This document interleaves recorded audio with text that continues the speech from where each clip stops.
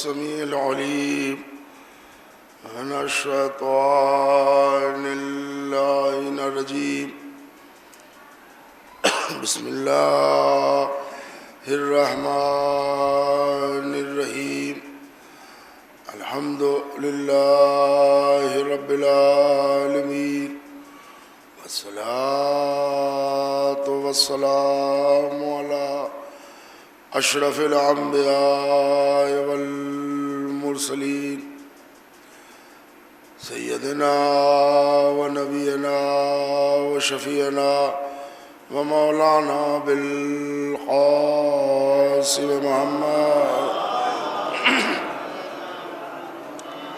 وآله الطيبين الطاهرين المعصومين المظلومين، ولعنة الله على أعدائهم وقتلتهم وغاصبي حقوقهم أجمعين من يومنا هذا إلى قيام يوم الدين. أما بعد فقد قال الله تبارك وتعالى في كتابه المجيد والفرقان الحميد، وهو أصدق الصادقين وقول الحق. بسم الله الرحمن الرحيم. ولا تلبسوا الحق بالباطل وتكتموا الحق وانتم تعلمون. صلوات بھیج دیں محمد اور آلہ.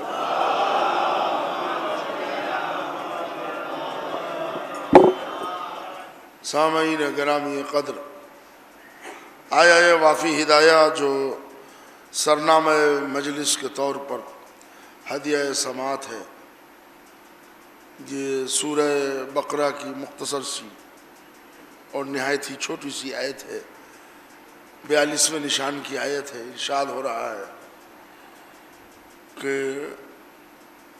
حق کو باطل سے نہ ملاؤ اور حق کو نہ چھپاؤ جب کہ تم جانتے ہو. دو باتیں قرآن امت مسلمہ کو حکم دے رہا ہے کہ جب تم صاحب ایمان ہو اور قرآن کے پڑھنے والے ہو تو ایک بات یاد رکھو کہ حق کو حق رہنے دو، باطل کو باطل رہنے دو. یہ تم کو اس میں ملاوٹ کا حق نہیں ہے. اور دوسری بات یہ ہے کہ حق کو چھپانے کا بھی تم کو حق نہیں ہے. ایک صلوات پڑھنا محمد اور آل محمد.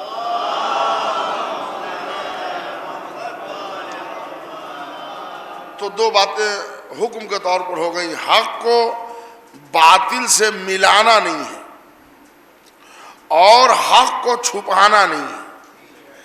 اس لیے کہ حق ہے، ایک دن واضح ہو کے رہے گا. ہم اپنا نام چھپا کے چور میں کیوں لکھوائیں؟ کہ ہمارے چھپانے سے سورج کی کرن چھپ جائے گی، یہ دھوکہ ہے. ذرا سی تمازت آگے بڑھے گی، جہاں تصور بشریت بھی نہیں ہے سورج کی کرن وہاں پہنچ جائے گی. وقفہ ہے، ٹائم لگے گا، جو ہوگا مگر پہنچنا ہے. ویسے ہی حق ہے، وہ ایک دن زمانے پر چھا کے رہے گا. ہم تو تم کو آزمانا چاہتے ہیں کہ مصلحتوں کی کمینگاہ میں چھپ کر دین میں منافقت پیدا کرنے کے لیے کہاں کہاں حق سے اپنے کو ہٹانا چاہتے ہیں. تو حق کو چھپانا بھی مت اور حق کو باطل سے ملانا بھی مت. دیکھیے قرآن اس پہ اس لیے زیادہ زور دے رہا ہے کہ آنے والی نسلیں گمراہ ہو جائیں گی اگر حق کی جگہ باطل اور باطل کی جگہ حق پروڈیوس کر دیا گیا ہو، چہرہ دکھا دیا گیا ہو. تو آنے والی نسلوں کے لیے دشواری رکھی ہوئی ہے. آج آپ دیکھیں، جس زمانے میں آپ آنکھیں کھولے ہوئے ہیں، یہ زمانہ ابھی میڈیا کے طور پر بہت ترقی کر چکا ہے. ابھی میں چائے پی کے بیٹھا تھا, اس مجلس کی 3 لنک لوگوں نے مظفر پور سے ہمیں بھیج دی اور ایک میسج بھی کیا کہ مجلس کا جو ٹائم تھا کیا وجہ ہے کہ تاخیر ہو رہی ہے. وہاں بیٹھے لوگ مجلس سن رہے ہیں. تو وہاں چل کے آنا, ریلوے اور ریزرویشن اور پیسہ اور کرایہ اور مالی پور اور اکبر پور 1000 پیترے پر ایک مجلس سننا نصیب ہوتا تھا. آج 25 لوگ وہاں بیٹھے مجلس سن رہے ہیں. نہ آنا نہ جانا, نہ خرچہ, نہ پیسہ, نہ تبرک, نہ چائے. تو زمانے میں یہ ترقی آئی ہے. زیادہ تر کتابیں نیٹ پر آ گئی ہیں تو اب لوگ پڑھ رہے ہیں, حقائق سن رہے ہیں. اب جب حقائق ان تک پہنچ رہے ہیں تو ان کے بزرگوں نے حقیقت کو چھپایا تھا. آج الیکٹرانک میڈیا نے وہ حقیقت ان کے سامنے اوپن کر دیا. جب اوپن کر دیا تو وہ اپنے بزرگوں سے پوچھتے ہیں کہ یہ کیا ہے, تو اب وہاں پر وہ تعویل کرتے ہیں. یہی تعویل دین کے لیے خطرہ بنتا ہے. میرے بھائی ذرا توجہ دیجیے گا, یہاں سے شروع کر رہا ہوں. یہی جو تعویل ہے وہ دین کے لیے جیسے مستدرک للحاکم اہل سنت والجماعت کی بڑی معتبر کتاب ہے, میں نے نام لے لیا, مجلس آن لائن جا رہی ہے اس لیے. اس میں اور بھی مسلم شریف میں بھی ہے اور بھی کتابوں میں ہے, سینکڑوں کتاب میں, سینکڑوں میں ایک رسول اللہ کی حدیث گردش کر رہی ہے کہ رسول اللہ مسجد نبوی تعمیر کر رہے تھے. اصحاب صفہ میں ایک حضور کے صحابی تھے جو بڑے برگزیدہ تھے, جناب عمار اور ابن یاسر کہلائے جاتے ہیں. رسول اللہ ان کو سمیہ کے فرزند بلاتے تھے, جو بھی ہو. اما سب لوگ ایک ایک پتھر لا کے رسول کے پاس رکھتے تھے, اور کوئی وہ چھوٹے سے اس میں مٹی لا رہا ہے, کوئی چھوٹے سے میں وہ پتھر کا ٹکڑا لا رہا ہے, مسجد کی تعمیر ہو رہی. عمار 4 پتھر ایک مرتبہ لاتے تھے, اس پر 2 رکھتے تھے, 2 اس پر رکھتے تھے. بہادر تھے, تندرست تھے. پسینے میں نہا گئے تو داڑھی سے ٹپ ٹپ پسینہ گر رہا ہے. تو رسول نے جو کیفیت دیکھی تو حضور جو اپنے کاندھے پر کملی رکھتے تھے اس سے عمار کا پسینہ پہنچا اور کہا, اے عمار وہ دن کیسا ہوگا کہ تجھے ایک باغی جماعت قتل کرے گی. یہی پر حدیث رکی نہیں, تو ان کو جنت کی طرف بلائے گا, وہ تمہیں جہنم کی طرف کھینچے گا. شیخ البانی نے کتاب لکھی ہے دلائل النبوہ. وہ لکھتے ہیں کہ نبوت کی دلالت میں ہے کہ آنے والے زمانے کی خبر دینے والا نبی ہی ہو سکتا ہے, دوسرا کوئی نہیں ہوگا. تو وہ کہتے ہیں کہ رسول اللہ نے کہا کہ عمار تو ان کو جنت کی طرف بلائے گا, وہ تمہیں جہنم کی طرف بلائیں گے. اور قیامت یہ ہوئی کہ عمار قتل ہو گئے, عمار مارے گئے. عبداللہ ابن باز نام کے ایک بہت بڑے صحابی ہیں, ان سے ایک روایت بھی ہے بڑی کتاب میں, انہوں نے مار ڈالا.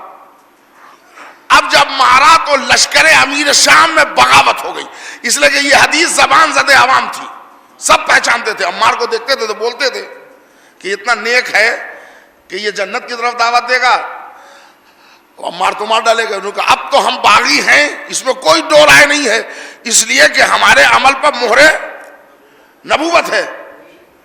تو ایک تعویل وہاں پر امیر شام نے کی. خیمے سے باہر نکلا, خچر پر سوار ہوا اور اس نے کہا تم لوگ غلط سمجھ رہے ہو, عمار کے اوریجنل قاتل علی ہیں, ہم نہیں ہیں. اس لیے کہ اگر علی نہ لاتے تو وہ قتل ہوتے. تو سچ معنوں میں تو ہماری تلوار کے سامنے علی نے لا کے پھینکا, زندہ باد زندہ باد زندہ باد. سب علی گھوڑے پر سوار ہوئے. انہوں نے کہا اگر لشکر میں لانے والا قاتل ہوتا ہے تو حمزہ کے قاتل رسول اللہ ہوئے. چونکہ جو جھوٹی تعویلیں آ جاتی ہیں تو باطل کے دماغ پر نقش کر جاتی ہیں. تو اب ایسی عادت پڑ گئی, جھوٹی جھوٹی تعویلیں بیان کر کر کے دین میں اتنی خرابی پیدا کر دی کہ آج یہ سمجھنا مشکل ہے کہ اوریجنل دین کون ہے, ڈپلیکیٹ دین کون ہے.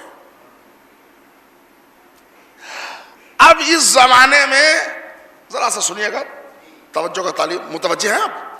اب اس زمانے میں کیا ہوا کہ الیکٹرانک میڈیا، سوشل میڈیا کا زمانہ بڑھ گیا، اور اللہ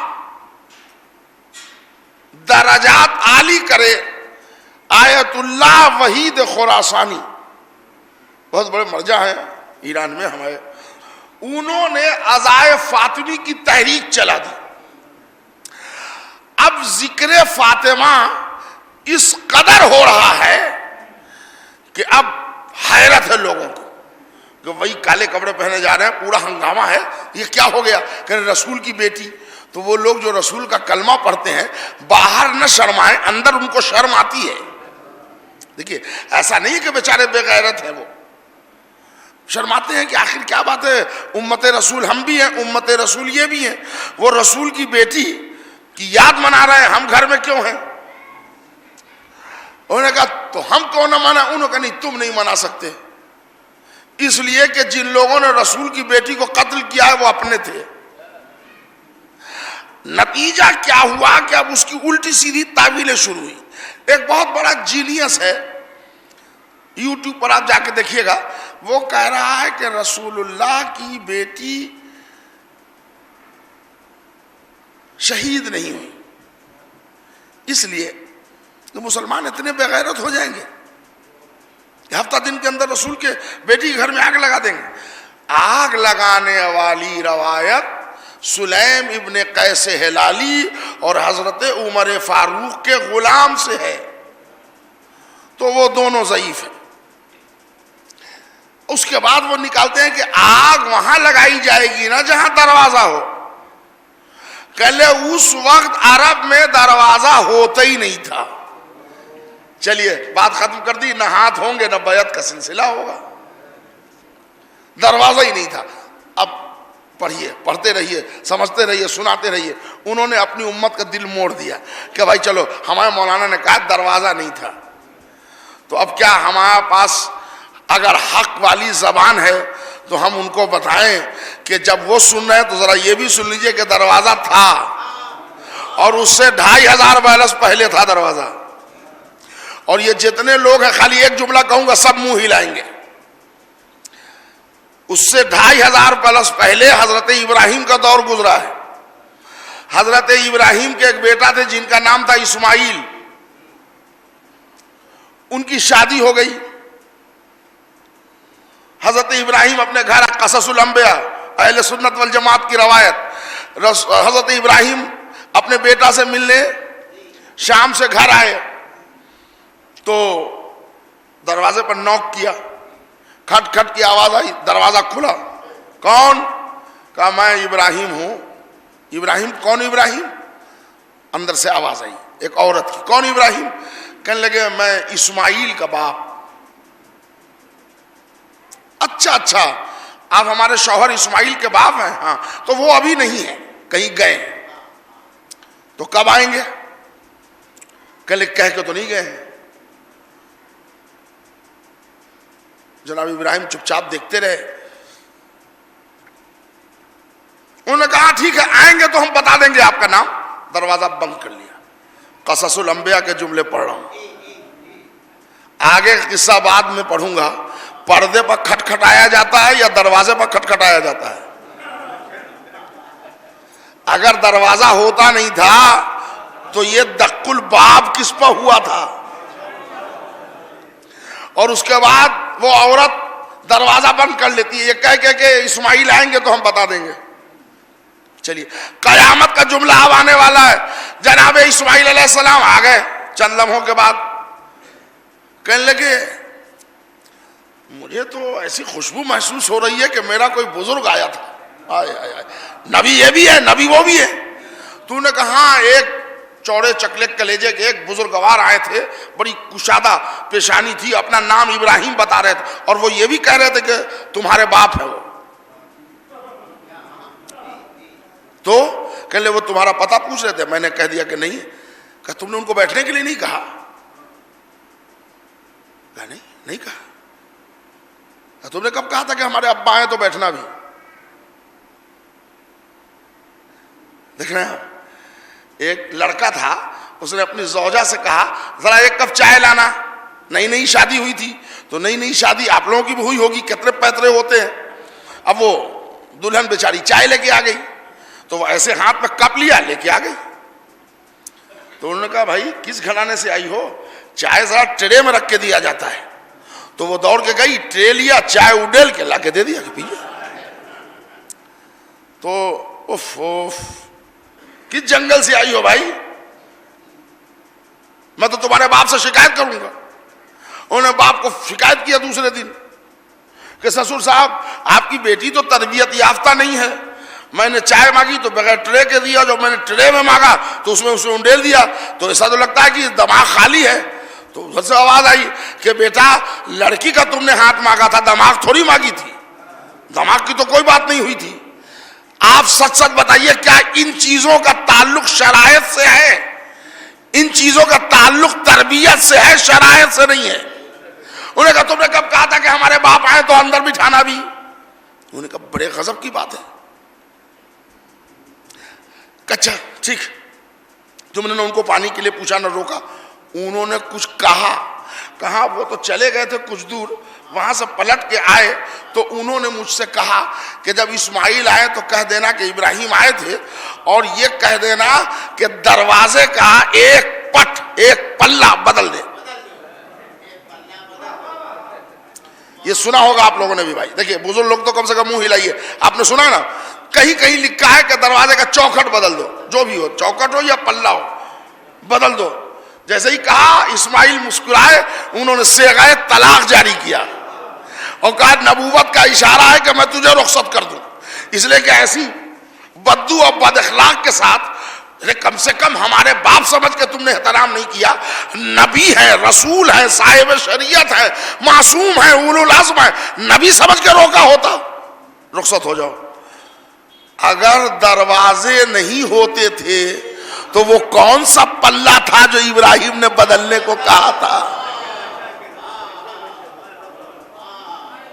یہ نبی کا گھرانہ ہے, اور وہ بھی آل رسول کے گھر میں دروازہ نہیں تھا. لا حول ولا قوت الا باللہ.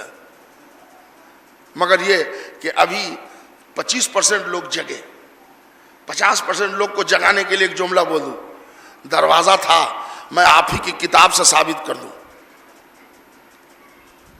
آپ ہی کی کتاب سے ثابت کر دوں کہ جبریل آئے, انہوں نے آواز دی یا رسول اللہ کوثر سے پانی لایا ہوں, وضو کیجئے. کیوں آج کوثر سے کیوں وضو کریں گے؟ کہنے لگے آج آپ کو معراج ہے, یہ لیجئے براق کھڑا ہے. حضور براق پر بیٹھے, کعبہ قوسین او ادنا کی منزل سے ہو کے آ گئے. اب روایت کا جملہ ہے, جو لوگ نہیں جگے اب جگیں گے. حضور گئے اور آ گئے, زنجیر در ہلتی رہی. میرے بھائی ذرا توجہ چاہ رہا ہوں, یہ تعویلیں ہیں حق کو باطل سے ملانے کی. زنجیر در, تو پردے میں زنجیر لگتا ہے, سچ بولیے گا, یا دروازے میں لگتا ہے؟ تو دروازہ تھا نا, تبھی تو زنجیر در ہل رہی تھی. بستر کا پانی گرم تھا, وضو کا پانی بہ رہا تھا. بہرحال وہ معراج میں تفصیلات آپ کبھی سنیے گا یا سنا ہوگا. زنجیر در ہلتی رہی, اس کا مطلب دروازہ تھا. آج ایک ذات کو بچانے کے لیے سیدہ کی پوری شہادت کا انکار کیا جا رہا ہے تاکہ کچھ لوگ بچ جائیں. انہی ترکیب کو حق کو باطل سے ملانا کہتے ہیں. آپ جن کو مانتے ہیں مانیے, ہمارا کوئی اعتراض نہیں ہے, اس لیے کہ اس پر کچھ کو کیا اجارہ ہوگا بھائی, کوئی نہیں. حریت ہے, آزادی ہے, آپ کو جس کا جی چاہے مانیے, اس میں کوئی وہ نہیں. لکم دینکم ولی دین. آپ چاہیے تو قرآن کے ساتھ ہو جائیے, کوئی ٹوکنے والا نہیں ہے. آپ چاہیے تو وسیم رضوی کے گود میں چلے جائیے, کوئی ٹوکنے والا نہیں. ٹھیک ہے, وہ اس کا کام ہے. لیکن عالم یہ ہے کہ ایک بات اگر آپ تک پہنچا سکا تو پہنچا سکا, جہنم میں جانے والا اکیلے نہیں جاتا. صلوات پڑھ دے محمد اور آل محمد پر. وہ یہ تو جنتی لوگوں کی عادت ہے کہ اکیلے نکلنا چاہتے ہیں، جہنمی کی پرانی عادت ہے، واقعہ فرعون گواہ ہے، جب جائیں گے کئی کو لے کے جائیں گے. چاچا ایسے ایسے منحوس کے حامی بہرحال وہ تو سبجیکٹ ہی ہے پورا قرآن. میں آپ سے کیا بتاؤں، قرآن سبجیکٹ پر ہم نے کام کیا ہے اور ٹھیک ٹھاک کام کیا ہے، اور وہ ابھی نہیں کیا ہے، پہلے سے کیے وہ. اس لیے کہ قرآن پر ضرورت ہے کہ روشنی ڈالی جائے. 26 آیت اور 25 آیت اور 20 آیت ہم آپ کو گارنٹی سے کہہ رہے ہیں کہ سوشل میڈیا پر کہیے کہ وسیم رضوی آیت پڑھ کے دکھائے، 2 آیت نہیں پڑھ سکتا. اس لیے کہ جس جاہل کو قرآن نہیں سمجھ میں آئے وہ قرآن میں ہٹانے بڑھانے کی بات کر رہا ہے. 4 آیت نہیں پڑھ سکتا، ہمیں معلوم ہے. یہ آپ کو آج تک ٹی وی پر بھی آیا تھا، آپ نے اگر سنا ہو کہ وہ سوات میں، یا پھر انڈیا کا بھی حوالہ دیا کہ ایک بس پر القاعدہ والوں نے گھیر لیا، اور اس کے بعد وہ القاعدہ نہیں، وہ جو ابھی عراق میں تھے داعش، انہوں نے کہا کہ قرآن پڑھو. جو قرآن پڑھ لیتا تھا جاؤ، جو قرآن نہیں پڑھتا تو وہ گولی مار دیتے تھے. تو ایک بیچارے چرچ کا پادری بھی تھا اپنی زوجہ کے ساتھ، تو عورتوں کو تو بسی میں بٹھایا تھا، تو زوجہ نے اپنے بیوہ ہونے کی پوری کہانی سمجھ لی کہ اب تو شوہر اتار لیا گیا ہے، مارا جائے گا. تھوڑی دیر کے بعد دیکھا کہ بڑے میاں جو ہے وہ عیسائی کے پوپ، وہ بڑے اطمینان سے جھومتے ہوئے آ گئے، بس پر بیٹھ گئے. تو بیوی نے کہا کہ ارے تم، وہ تو قرآن پڑھوا رہا ہے. تو انہوں نے کہا ہم نے پڑھ دیا قرآن. کہا کیا پڑھا؟ کہنے لگے انجیل کے کچھ کلمات پڑھ دیے میں نے، عرب ہوں، عربی ٹون میں پڑھ دیا میں نے. تو اس نے کہا جاؤ جاؤ جاؤ ٹھیک ہے. کہنے لگا اگر کوئی پکڑ لیتا کہ یہ قرآن نہیں ہے تب؟ تو انہوں نے کہا ہم کو معلوم ہے، قرآن اگر پڑھے ہوتا تو ہاتھ میں تسبیح ہوتی، بندوق نہ ہوتا. ہم کو پتا تھا کہ یہ قرآن کا پڑھے ہوا نہیں ہے. مطلب سمجھ گئے نا آپ؟ جو قرآن سے واقف ہوگا وہ کبھی قرآن میں ہٹانے بڑھانے کی نہیں سوچے گا. یہ قرآن سے ناواقفیت کی دلیل ہے. شیطان اپنا نام بدل کے آ گیا. شیطان اوریجنل اپنے نام سے نہیں آتا میرے بھائی، یاد رکھیے گا. کبھی وہ اسامہ بن کے آتا ہے، کبھی ابو بکر البغدادی بن کے آتا ہے، کبھی وسیم رضوی بن کے آتا ہے، کبھی ذاکر نائک بن کے آتا ہے. شیطان ہمیشہ کٹوانے میں شوق رکھتا ہے، کٹنے میں نہیں. جی بہرحال وہ سبجیکٹ ہمارا نہیں ہے کہ ہم ادھر آپ کی طرف جائیں. یہ حق کو باطل سے ملانے کی تعویلیں چل رہی ہیں. اب آپ ذرا بتائیے، میں نے 2 باتیں رکھی، اب کوسچن آنسر رکھا آپ کے پاس کہ آج کا نوجوان جس کی آنکھیں کھل گئی ہیں وہ کیا کرے؟ جناب کی تعویل مانے کہ دروازہ نہیں تھا، یا سیدہ کا دروازہ جلا یہ مانے؟ کیا مانے؟ قرآن اسی کی طرف اشارہ کر رہا ہے. تمہاری گمراہی اگر تم تک رہ جاتی تب اتنا نقصان نہیں ہوتا. چونکہ تم نے حق کی جگہ باطل، باطل کی جگہ حق رکھ دیا، اس لیے نسلیں گمراہ ہو رہی ہیں. یہ منافی قرآن ہے. میں آپ کو بات پہنچا سکا؟ کچھ غلطیاں ہوتی ہیں جو بالذات ہوتی ہیں، جو ہم نے ظلم اپنے اوپر کر لیا، کرنا نہیں چاہیے تھا. لیکن کچھ ظلم ایسے ہے کہ جو عوام الناس کو متاثر کر دے، تو جو عوام الناس کو متاثر کر دے وہ گناہ قابل معافی نہیں ہے. آئیے آپ کی خدمت میں یہاں سے عرض کرنا چاہ رہا ہوں، ذرا خصوصی توجہ کا طالب ہے، اونچی آواز میں صلوات بر محمد اور آل محمد.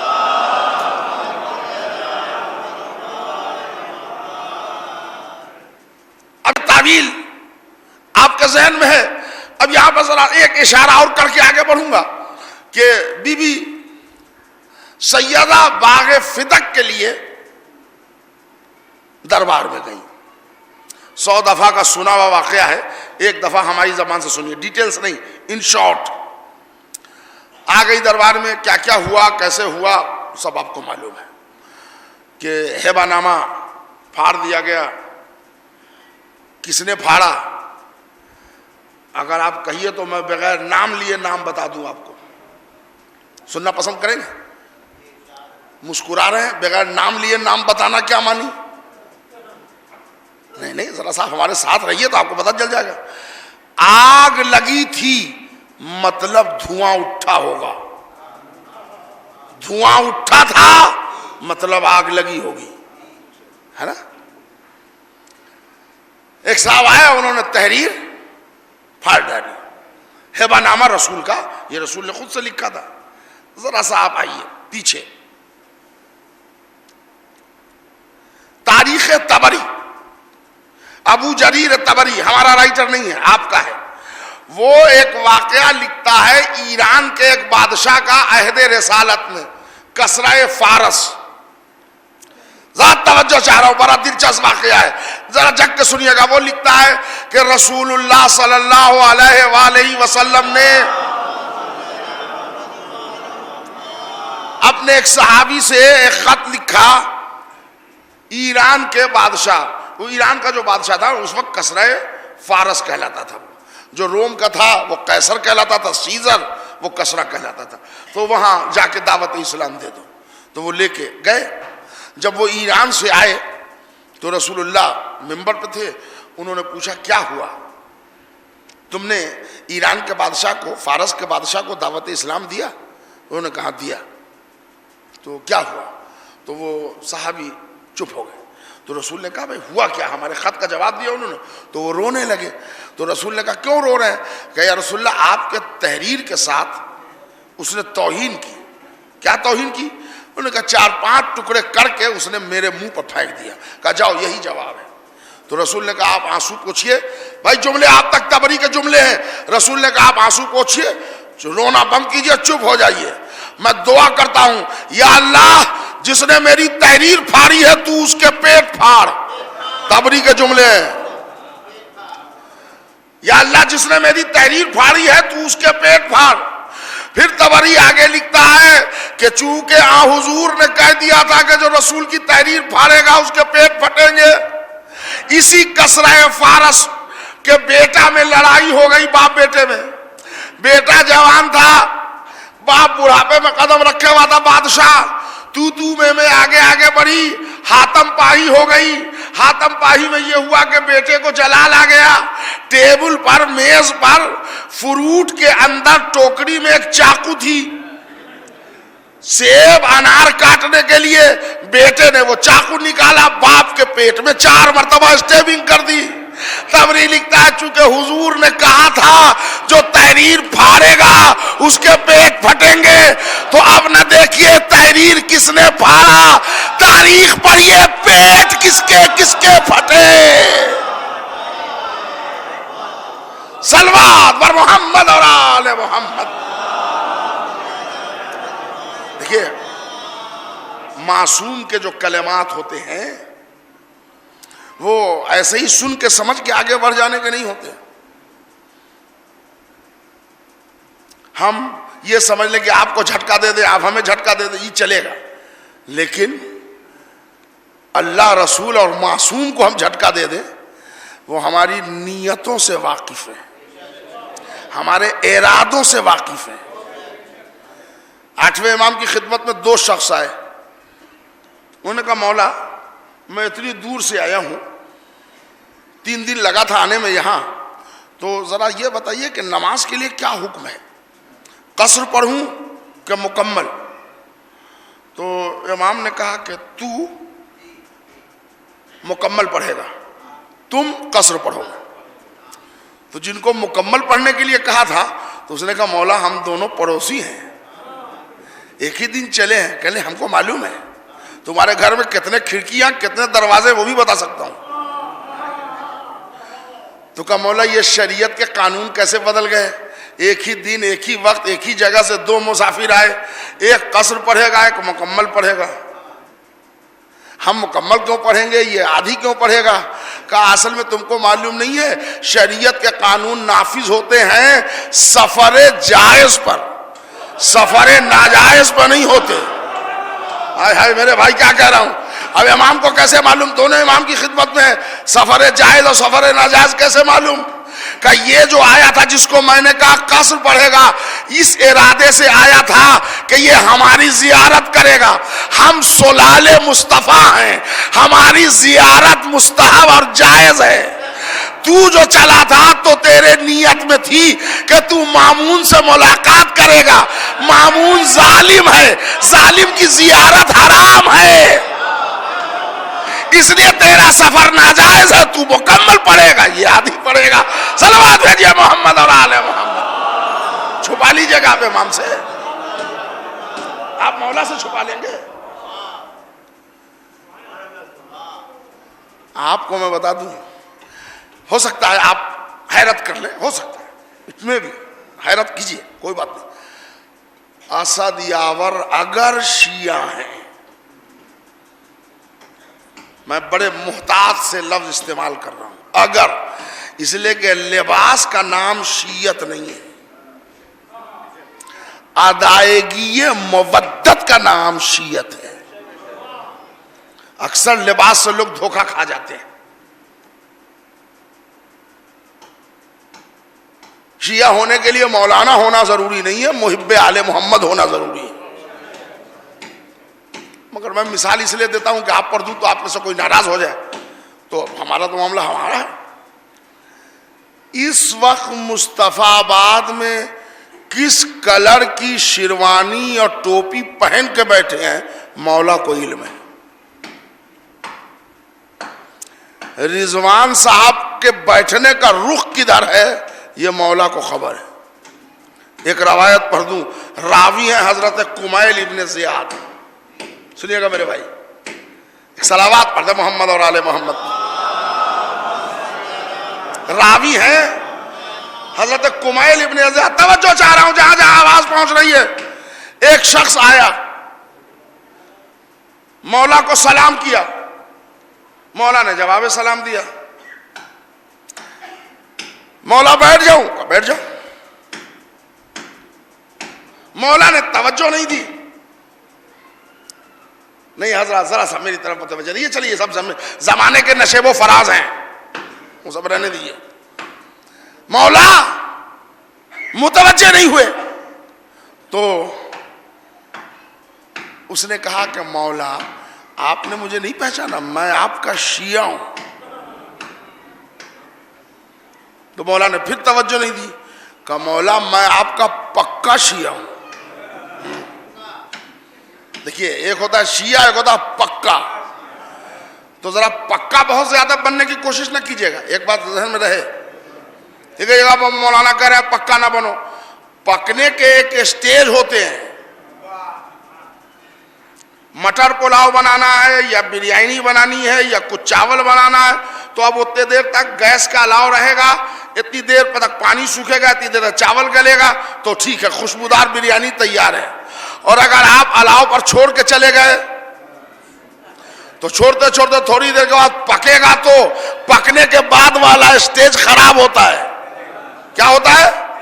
ہاں، کہیں اتنا نہ پکنے کو چھوڑ دیجئے کہ عقیدے کی ہانڈی ہی جل جائے۔ کہنے لگے پکا شیعہ ہوں یا علی؟ تو مولا نے کہا تو جس کام سے آیا ہے، سننا نوجوان بھائیوں میں آپ سے گزارش کر رہا ہوں، مولا نے فرمایا تو جس کام سے آیا ہے کام اپنا بیان کر، تو میرا شیعہ نہیں ہے۔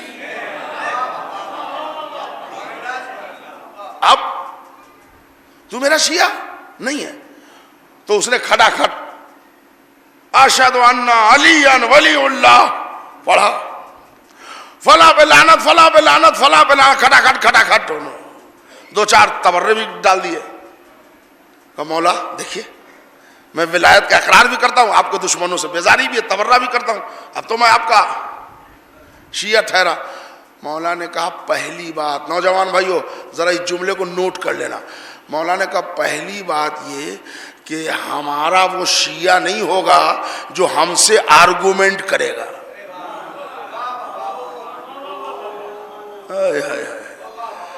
وہ ہمارا شیعہ نہیں ہوگا جو ہم سے چیرا کرے گا.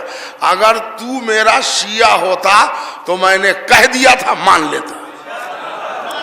نہیں, میں اس جملے کو 2 مرتبہ پڑھوں گا, اس جملے کو 2 نہیں 4 مرتبہ پڑھوں گا. اگر تو میرا شیعہ ہوتا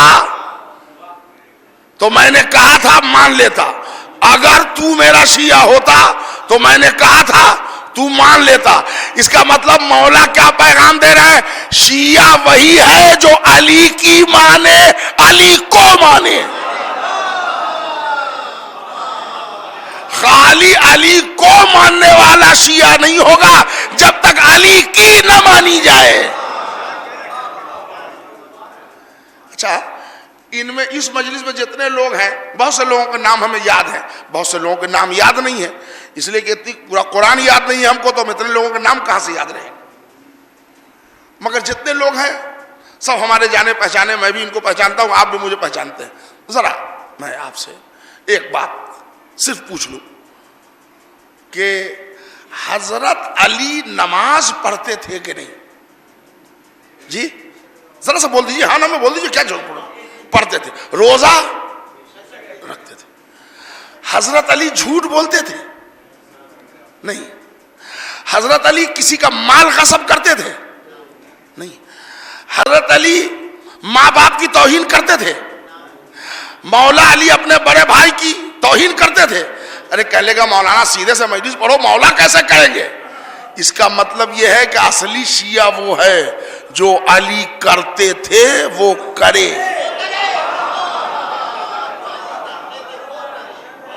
میں یہ نہیں کہہ رہا کہ بے نمازی شیعہ نہیں ہوتا, یہ میں نہیں کہوں گا, منبر ہے, احتیاط ہے. میں یہ نہیں کہوں گا جو روزہ نہیں رکھے گا وہ شیعہ نہیں ہوگا, نہیں. یہ بتائیے علی روزہ رکھتے تھے کہ نہیں؟ تو جو علی والا ہوگا وہی کرے گا جو علی کرتے تھے.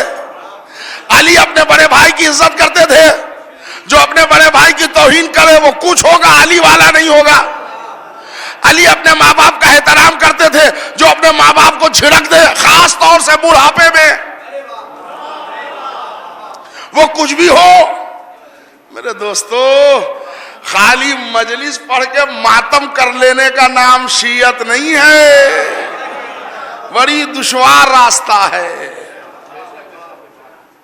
انجمن کا بینر لگ گیا, ٹوپی شیروانی گلوبان پہن لیا, مولانا اسد یاور ہو گیا, شیعہ ہو گئے. نہ, میدان عمل میں دیکھا گیا تو کھوکھلا, کچھ نہیں. کہلے مولانا آج میں نے آپ کو نماز صبح میں نہیں دیکھا. ارے کہلے کہ رات میں بہت جاگ گیا تھا, یہی اللہ سے بھی کہہ لیجئے گا. آپ ایک دم حیرت میں ہے کہ یہ پڑھتے پڑھتے کیا پڑھ گئے. اپنی عادت آپ بدلیے, جہاں پر چھوڑا ہے میں نے وہیں سے شروع کروں گا. اپنی عادت ہم کو اور آپ کو بدلنا پڑے گی. ہم بہت جلدی دوسرے پر کیچڑ اچھال دیتے ہیں. ارے وہ بیچارے تو آلریڈی جہنمی ہیں, ان کو جہنم میں بھیجنے کے چکر میں کہاں پڑے ہیں. اپنے جنت کو اپنائیے. جو علی کا منکر ہے وہ مر کے بھی جنت میں نہیں جائے گا. ٹائم برباد نہ کیجئے. جو دشمن زہرا ہے جنت کی خوشبو نہیں سونگھ سکتا. تو کہاں ٹائم برباد کیا کہ وہاں گئے, وہ تو گئے ہی بیچارے. اپنی جنت کو بچائیے.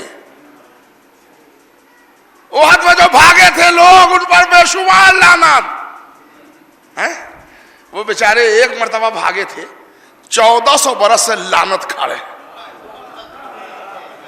بھاگے تو کئی مرتبہ تھے مگر ایک مرتبہ کا مشہور ہے. اس مجلس میں ہے کوئی ایسا جو ہاتھ اٹھا کے کہے کہ جو میدان احد کے بھگوڑے تھے ہم ان سے پیار کرتے ہیں, جو محمد کو چھوڑ کے گئے ہم ان کو گلے لگاتے ہیں. جتنا بیٹھا ہے مجلس میں اندر سے باہر تک سب لعنت پڑتا ہے نا. نام لینے کی ضرورت تو نہیں ہے, سب بتا دیا میں نے.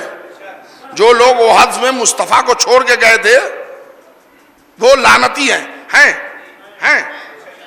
جی آپ لوگ بتائیے, وہ لوگ لعنتی ہیں. تو یہ احد کے میدان سے چھوڑ کے جانے والا جہنمی کیوں ہے؟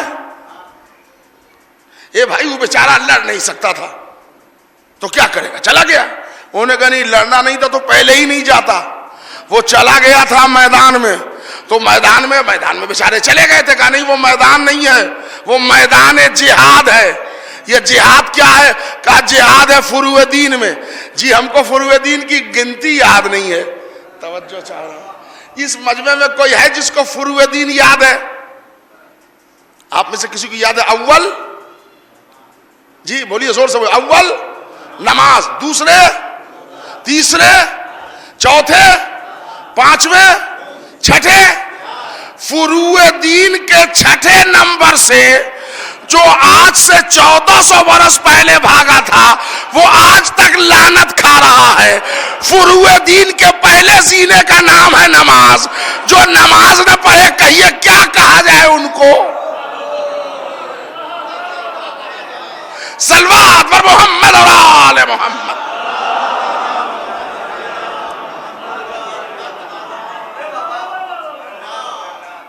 بات پہنچ گئی.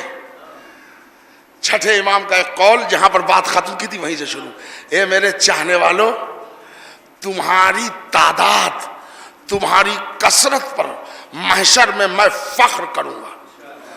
تمہارے آنے کا مقصد یوں ہی جا کے چلے آنا نہیں ہے, ایک پاک نسل چھوڑ کے آؤ. اس لیے کہ قیامت کے دن میں تمہاری کثرت پہ فخر کروں گا. اس کے بعد کا بڑا دردناک جملہ ہے امام کا, مگر یہ میرے چاہنے والوں محشر میں میرے لیے سبب عزت بننا ہے نا.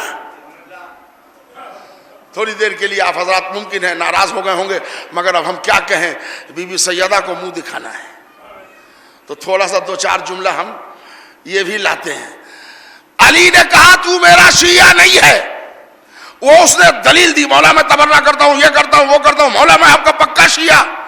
علی نے کہا جس کام سے آیا ہے وہ کام بتا, تو میرا شیعہ نہیں. یہی پر چھوڑا تھا نا. اور آرگومنٹ کیا بتا, اگر تو میرا شیعہ ہوتا تو میرے سے حجت نہ کرتا, آرگومنٹ نہ کرتا. اس نے کہا مولا میں کلیجہ چیر کے کیسے دکھا سکتا ہوں کہ میں آپ کا پکا شیعہ ہوں. تب علی نے کہا اب تمہارا بھوت اتار ہی دیتے ہیں. وہ علی نے یہ جملہ کہا نہیں تھا, یہ میری طرف کا جملہ ہے. علی نے سوچا ہوگا اب اس کے بھوت اتار دو. علی نے فرمایا دیکھ میں نے کہہ دیا تو میرا شیعہ نہیں ہے, تجھے جس کام سے بھیجا گیا وہ کام بیان کر, تو بیان نہیں کرتا. سن, تو میرا دشمن ہے, تو میرا مذاق اڑاتا ہے. اصلاً شیعہ میری تیری زوجہ ہے. وہ اتنے دن سے شدید بیمار ہے, چل نہیں سکتی. اس نے تیرے ہاتھ جوڑے کہ تو جا میرے مولا سے کچھ دعا مانگ کے لے آ. تو فلاں کے پاس گیا, وہاں سے پانی دم کرا کے لے گیا. اس سے کچھ نہ ہوا تو فلاں کے پاس گیا, وہاں گیا, ہر جگہ جاتا رہا, مگر وہ بار بار کہتی رہی کہ علی کے پاس جا, تو میرے پاس آیا نہیں. آج سے 3 دن پہلے وہ بستر میں سٹ گئی. طبیب آیا تو اس نے کہہ دیا کہ کفن کا انتظام کر لو, 5-6 دن سے زیادہ یہ زندہ رہے گی نہیں. تو اب مجھے بڑا افسوس آیا کہ میری زوجہ تو مر جائے گی. تو میں سرہانے فرتے محبت سے کھڑا تھا تو میں نے دیکھا زوجہ نے آنکھ کھولا. کہا کوئی آخری خواہش ہے؟ کہا رے منحوس در در ٹھوکر کھا چکا, آخری خواہش پوچھتا ہے میرے مولا تک چلا جا. تو ہمت ہار کے آج میرے پاس آیا ہے, یہ ہے تیری حقیقت. تھر تھر کانپنے لگا. پہلے تو کہہ رہا تھا کہ دل چیر کے دکھاتے, اب پورا دل چیر کے علی نے سامنے رکھ دیا آئینے کی طرح. تو سر جھکائے پسینے میں, مولا معاف کر دیجیے. کہا جاؤ اپنا کام دیکھو.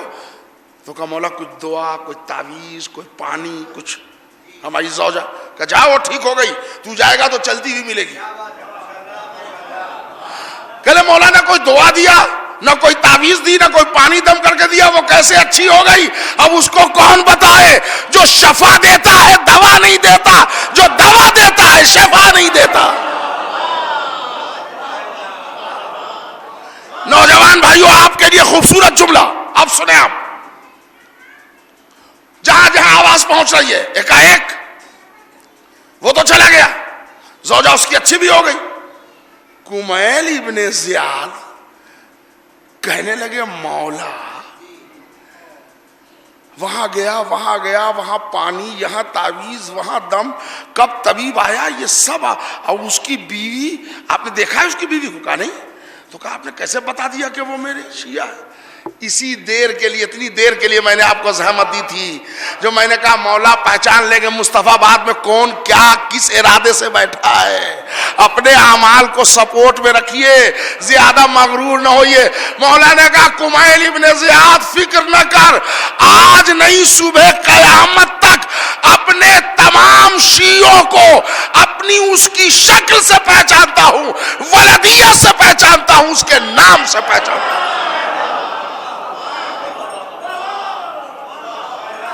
شکل و صورت سے پہچانتا ہوں، ولدیت سے پہچانتا ہوں، اس کے نام۔ مولا آپ شیعوں کو پہچانتے ہیں؟ ہاں، قیامت تک آنے والے شیعہ۔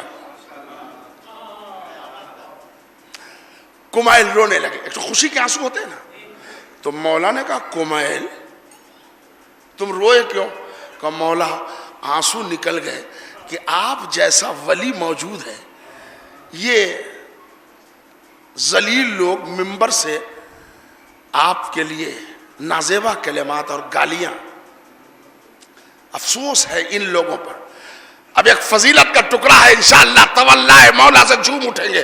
جیسے یہ کہا مولا علی کھڑے ہو گئے، شانہ پکڑا، کمیل کو کھڑا کیا، کمیل دل چھوٹا مت کرو، 70,000 کے 70 کروڑ ممبر سے بھی اگر یہ علی علی کرنا بند کرا دے، یہی نہیں پوری دنیا اگر علی علی کرنا چھوڑ دے تو اللہ پرندوں کو زبان دے گا، اللہ درختوں کو زبان دے گا، اللہ پتھر کو زبان دے گا۔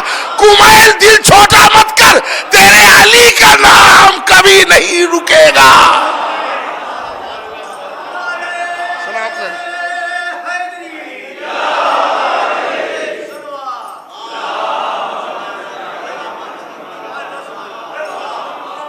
ذرا معجزہ دیکھیے، ایک جملہ کہہ کے آگے بڑھوں گا، ابھی مصائب کا پہلو نہیں ہے، مگر سید سجاد جب دربار یزید میں گئے ہیں قیدی بن کے، پوچھا ان کا نام، کہلے علی، علی ابن الحسین۔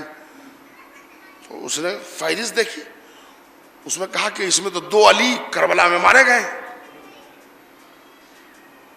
تو سید سجاد نے کہا وہ دونوں بھائی میرے تھے، ان کا بھی نام علی تھا، بڑے تھے وہ اکبر اور چھوٹے تھے وہ اصغر، اور میں بھی علی ہوں۔ وہ کہا تم سب بھائی کا نام علی ہے؟ کہا ہاں۔ کہا یہ ایک ہی خاندان میں سب کا نام علی کیوں؟ تو چوتھے امام موڑے یزید کی طرف، میرے بابا حسین کہا کرتے تھے کہ اللہ 100 بیٹا بھی دے گا تو نام علی رکھوں گا، اللہ 100 بیٹا بھی دے گا تو نام علی رکھوں گا۔ کہا اتنا علی سے پیار تھا، آپ سمجھے کیا ہوا؟ عداوت علی کی ہوا چل رہی ہے، یزید کے دربار میں علی علی ہو رہا ہے۔ صلوات پڑھ دے محمد اور آل محمد۔ بس دروازہ نہیں تھا، فدق بی بی کا حق نہیں تھا۔ آگے کا جملہ، تعویل سے گاڑی پھنس جاتی ہے کبھی کبھی، ایک صلوات کی اور زحمت ہوگی مل کے پڑھ۔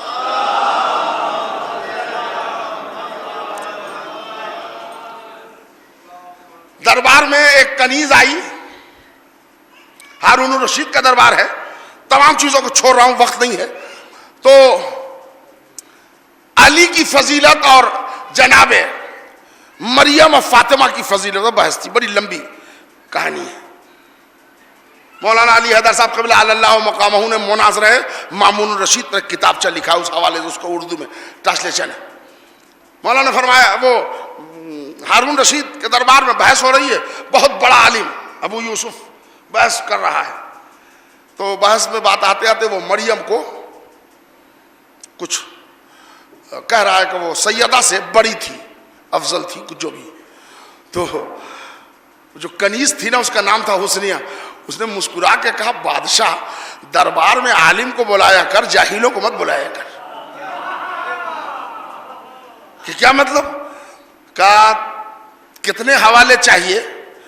کہ عیسیٰ پیچھے پڑھیں گے اور محمد مہدی آگے نماز پڑھائیں گے.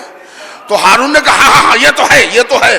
تو کہا پھر اپنے مولوی کو بتانا افضل آگے والا ہوگا کہ پیچھے والا ہوگا. کیا مطلب؟ اسے مریم کا کیا مطلب؟ کہنے دونوں کا لال موجود ہے. مریم والا بھی آئے گا, زہرا والا بھی آئے گا. مریم والا پڑھے گا, زہرا والا پڑھائے گا. تو انہوں نے کہا نہیں, تو فیل ہو گئے. تو انہوں نے کہا رے ایک معاملے میں تو علی سے افضل نکلے نا. کیوں؟ علی مدینے سے, علی مدینے سے 565 کلومیٹر دور. رسول اللہ سے علی کی ڈسٹینس کتنی ہے؟ 550 کلومیٹر. اور ذرا ادھر دیکھو, ادھر بھی پہنچ گئی بات؟ نہیں پہنچی. ادھر فضیلت دیکھیں آپ, 1 فٹ کا فاصلہ نہیں ہے. جناب ادھر بھی, جناب ادھر بھی. علی 500 کلومیٹر دور. کیا یہ فضیلت نہیں ہے؟ جو دور ہے وہ قریب ہے, جو قریب ہے وہ قریب ہے. تو حسنیہ نے کہا بادشاہ میں کیا بتاؤں کہ جاہلوں سے مناظرہ رکھتا ہے. اب اس کو کہتے ہیں مولوی کی پانی کا پانی اتارنا اپنی ٹھیٹ زبان میں. اب جیسے جاہل ہو تو اس کا درباری عالم دانت پر دانت پیچنے لگتا تھا. ہم کو جاہل کہہ رہی ہے کنیز ہو کے, تو کس بنیاد پر مجھے جاہل کہہ رہی ہے؟ تو کہا جو تو 2 دفن کا ذکر کر رہا ہے, ارے یہ بیان کرنے والا نہیں ہے, اس لیے کہ رسول قبرستان میں دفن نہیں ہے, حجرے میں ہے. باہر والا بغیر اجازت کے حجرے میں آ نہیں سکتا. اگر میں پوچھ دوں کہ کس کی اجازت سے آئے تو سن, ابو یوسف ہائے ہائے بزم مصطفیٰ سے بھگانے کی روایت تو ہے, دفنانے کی روایت نہیں ہے. بادشاہ نے گھور کے دیکھا, کیا ہے جواب دو. تو اس نے کہا رے ان کو اجازت کی کیا ضرورت تھی؟ ان کی بیٹی حضور کے حق میں تھی, جو ان کا حق کے مہر تھا اس میں انہوں نے اپنے والد کو لٹا لیا. انہوں نے کہا لیجئے, میں بار بار کہہ رہی ہوں کہ جاہل سے مناظرہ نہیں ہوتا. یہ بتا مہر شادی کے بعد ہے کہ مرنے کے بعد ہے؟ کیا کہہ رہا ہوں میرے بھائی. کہ نہیں وہ تو رسول اللہ نے شادی کے بعد دیا ہوگا. کہ یہ مہر کا ادھار اب لکھ رہا ہے. پھر گاڑی پھنس گئی. پھر ہارون نے غصے میں دانت پیجا کہ ایک عورت سے سنبھالا نہیں جا رہا ہے. تو انہوں نے کہا کہ ارے ہم ابھی پٹک دیں گے اس کو. دیکھو شوہر کے مال میں زوجہ کا 1/8 حصہ ہوتا ہے. کہاں؟ حسنیہ نے کہا ہوتا ہے, فقہ تو یہی ہے, ہوتا ہے. تو کہا پھر تم کس قانون سے اس دفن کو اللیگل کہہ رہی ہو؟ اس لیے کہ دونوں کے والد ہیں, تو 1/8 میں یہ, 1/8 میں یہ. تو حسنیہ نے کہا یہ بات پرفیکٹ ہے, یہ بات میں مان بھی لوں گی.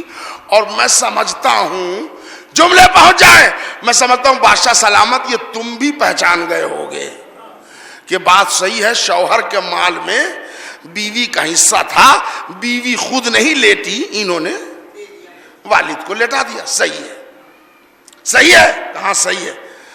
تو ایک مرتبہ حسنیہ نے سر اٹھایا, کہا جس شوہر کے مال میں بیوی کا ترکہ لگ جائے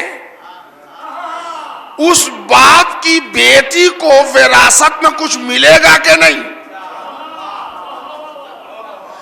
اب تو اپنا گلا اپنے سے گھونٹ لیا. ابھی 4 دن پہلے کی بات کہا تھا ہم گروہ انبیاء نہ وارث بنتے ہیں نہ وارث بناتے ہیں. اب حسنیہ نے ایسے مہر پر لا کے رکھ دیا کہ اگر کہے جائز ہے تو فدق کھانا حرام, کہہ دے ناجائز ہے تو دفنانا حرام. ارے حسنیہ نے ایسا باندھ دیا, اب یا فدق واپس کر یا گڑے مردے اکھاڑ. صلوات بر محمد اور آل محمد.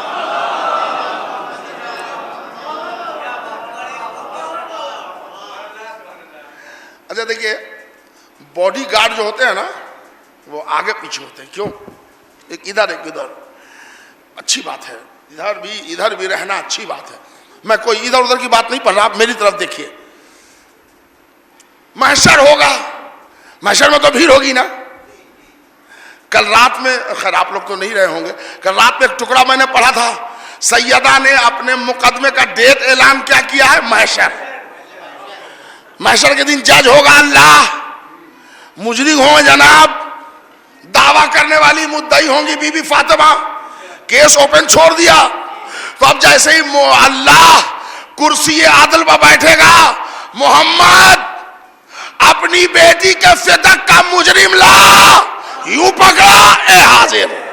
محشر میں کہاں جائیں گے ڈھونڈنے؟ اب سمجھے کبھی کبھی رکھا اسی لیے جاتا ہے صلوات پر محمد اور آل محمد. بس میرے بھائی, مجھے اب میں یہاں پر سب بیان کو روک رہا ہوں, آگے کچھ بہت پڑھنا تھا ذرا سا, چونکہ آپ نے یہ جملہ ڈر کے سنا. ڈرنا ہمیں چاہیے تھا, ہم دیار بدیار گھومتے ہیں, آپ کیوں ڈر گئے پتہ نہیں. تاریخی بات میں نے پڑھی بہرحال. لیکن اب ایک بات مصائب سے پہلے شروع کر رہا ہوں, ٹائم نہیں ہے, نماز سے پہلے بہت پہلے ختم کر دوں گا. مجھ سے ہمارے بھائی نے وعدہ لینے کے بعد کہا کہ مولانا ذرا شہزادہ قاسم کا ذکر کیجیے گا, یہ ہمارا سبجیکٹ ہے. میں یہاں مختار نامہ پڑھ چکا ہوں, آپ حضرات جانتے ہیں بیسیکلی میں تاریخ کا طالب علم ہوں.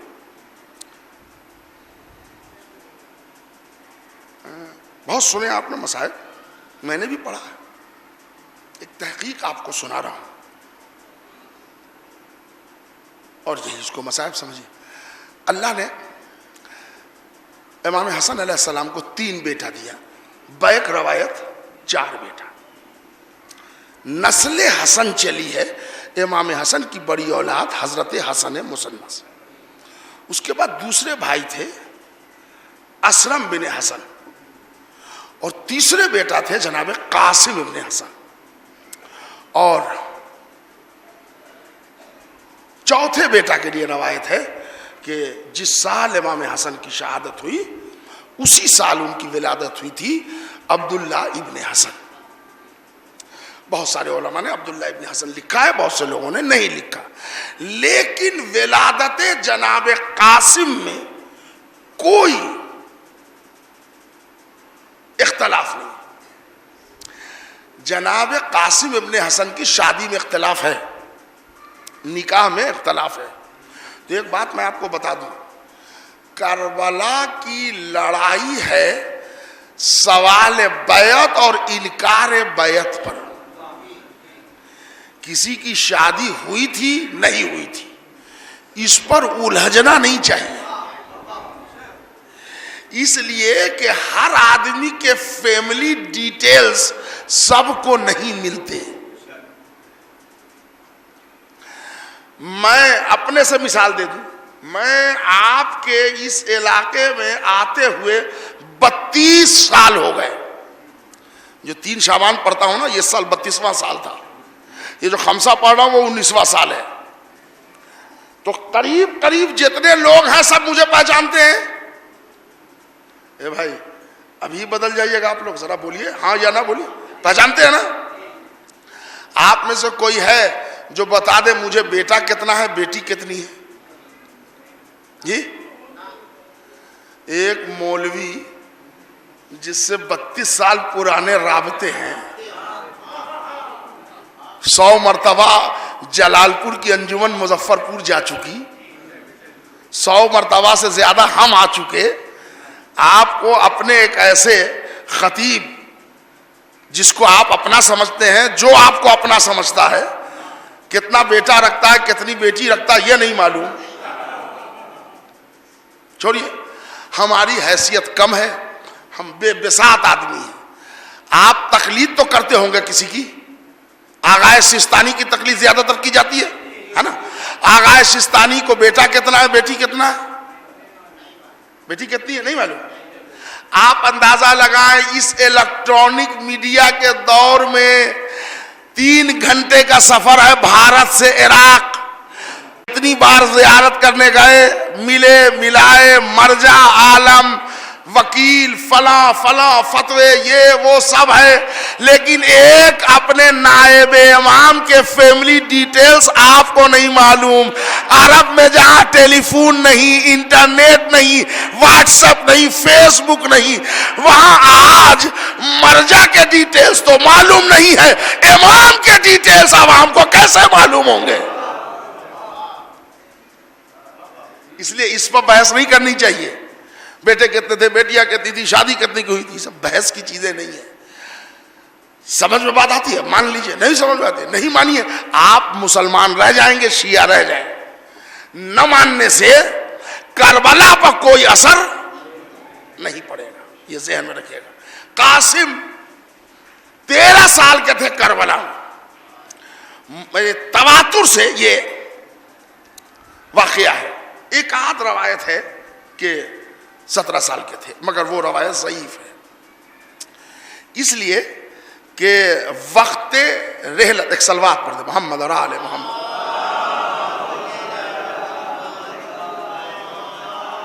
सुनेगा भाई, तवातुर से एक रवायत है शियों में सब जगह कि जब इमाम हसन की रहलत का वक्त आया तो इमाम हसन ने एक बच्चे को कलेजे पर बिठाकर तावीज बांधी थी, और वो तावीज करबला में कासिम के बाजू से। तो 15 साल का बच्चा कलेजे पर नहीं बिठाया जाएगा, छोटा बच्चा होगा ना, इसलिए जनाब कासिम 3 साल के थे, तो 13 साल करबला में पूछता है। देखिए, एक तहकीक किताब और आलिम का नाम पहले ले लूं, आसिम बारानी फजाइल हजरत कासिम में डिटेल्स लिखते हैं। क्या वजह है कि इमाम हसन ने करबला के 71 शहीद में किसी को नहीं रोका इतना जितना कासिम को रोका।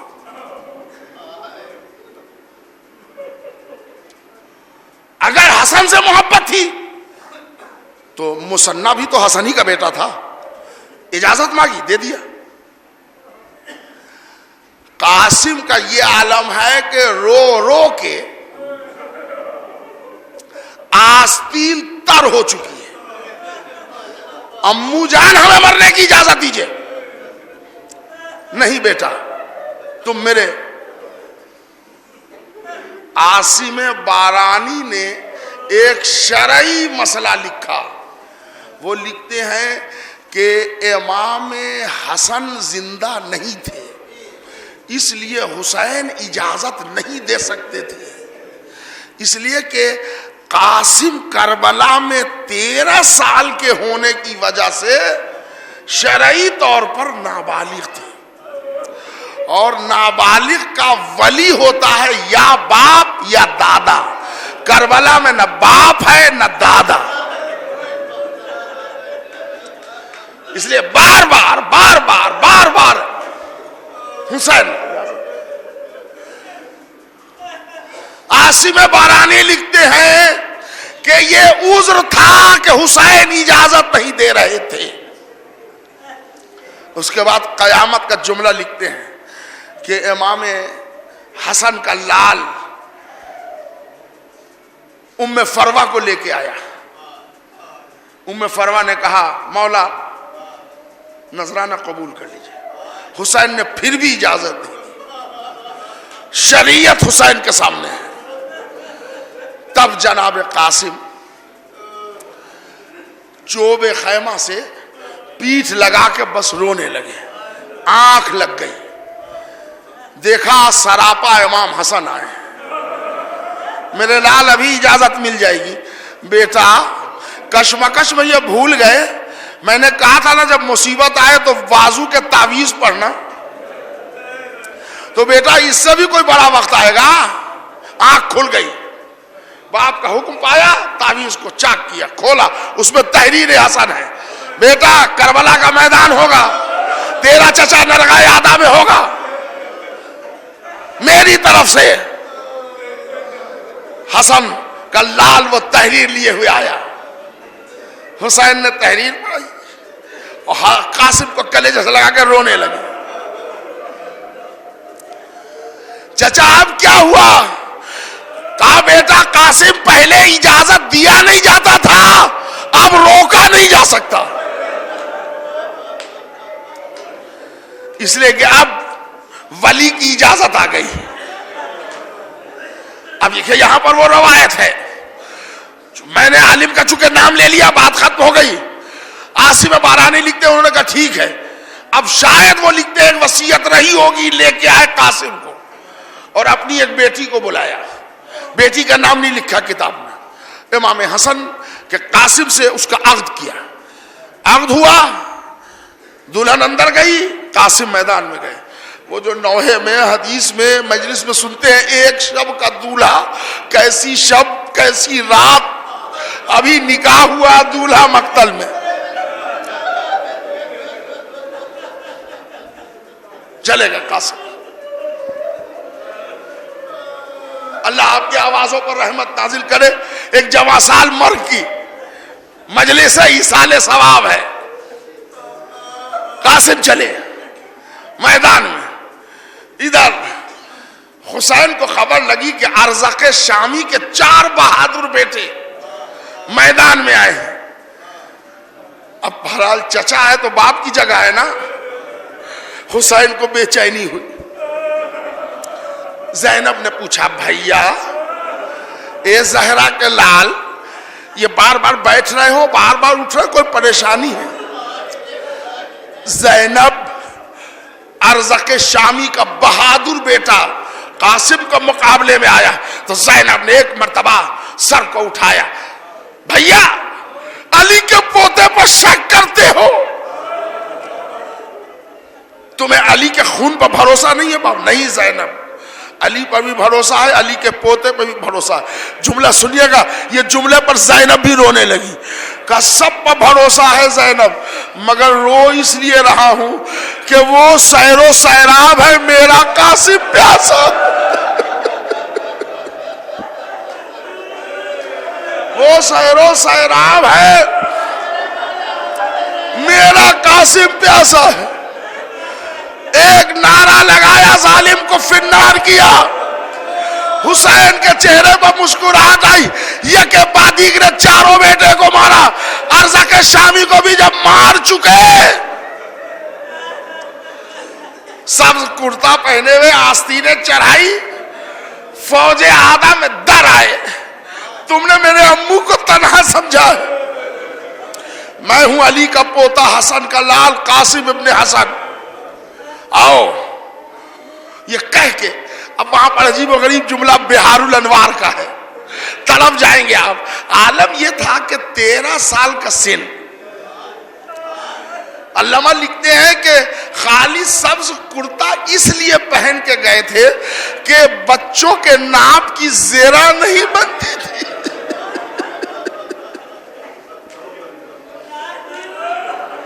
ہوا یہ کہ گرز جو مارا جاتا ہے نا، گرز لوہے کا ایک بڑا سا دھنوش ہوتا ہے، وہ مارا جاتا ہے ریڑھ پر، اس لیے کہ ریڑھ کی ہڈی ٹوٹ جائے تاکہ سپاہی جہاں گرے وہیں رہے، جا نہ سکے.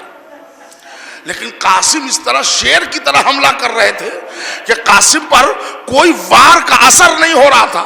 علامہ مجلسی لکھتے ہیں کہ چونکہ سین کم تھا، رکاب میں پورا پاؤں آتا نہیں تھا، تو کبھی دائیں جمتے تھے کبھی بائیں جمتے تھے، کبھی دائیں جمتے تھے. اس پیہم رد و بدل میں جوتے کا تسمہ ڈھیلا ہو گیا.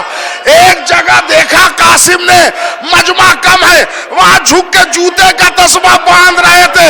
عمر ابن معاذ نے جھکی پیٹھ دیکھ کر اب جو گرز مارا، حسن کا لال تیورا کے زمین پر گرا.